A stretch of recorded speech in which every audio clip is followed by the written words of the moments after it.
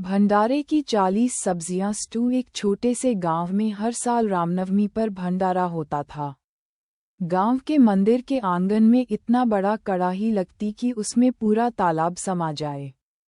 इस बार भंडारे की जिम्मेदारी पंडित घनश्याम जी को मिली। उन्होंने पूरे जोश से ऐलान किया, इस बार का भंडारा गांव का सबसे बड़ा होगा। 1 नहीं, 2 नहीं, 40 सब्जियां बनेंगी। गांव वाले हैरान, पंडित जी, 40 सब्जियां? अरे कौन खाएगा इतनी? पंडित जी मुस्कुरा कर बोले, भाई, खाने वाले भगवान के भक्त हैं, 40 कम क्या? 40 भी खा लेंगे। भंडारे से 1 दिन पहले मंदिर के आंगन में सब्जियां आने लगीं। लौकी, परवल, कद्दू, टिंडा, आलू, बैंगन, भिंडी, शिमला मिर्च, करेले, मेथी, पालक, मूली, गाजर, टमाटर, प्याज, लहसुन, अदरक, और फिर तो गिनती छूट गई। सब्जियों की कटाई में पूरा गांव लग गया। कोई छील रहा था, कोई धो रहा था, कोई मसाले पीस रहा था।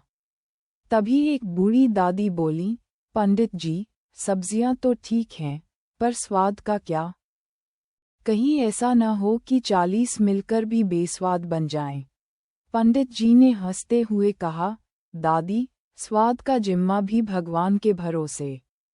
सब भक्ति से बनेगा। अगले दिन जब भंडारे की कड़ाही में सब्जियां डलनी शुरू हुईं, तो खुशबू पूरे गांव में फैल गई। कोई कहे, ये तो मटर पनीर की खुशबू है। कोई बोले, नहीं, ये तो आलू टमाटर लग रहा है। पर जब सब्जी बनी और परोसी गई, तो हर किसी ने चखते ही आंखें मूंद लीं।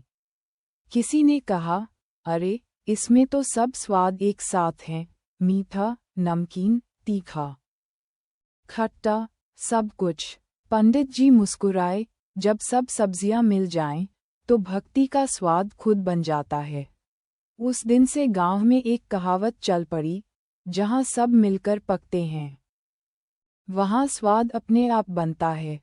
और हर साल भंडारे में वही 40 सब्जियां बनती हैं, क्योंकि अब वो सिर्फ खाना नहीं, भक्ति का प्रसाद है।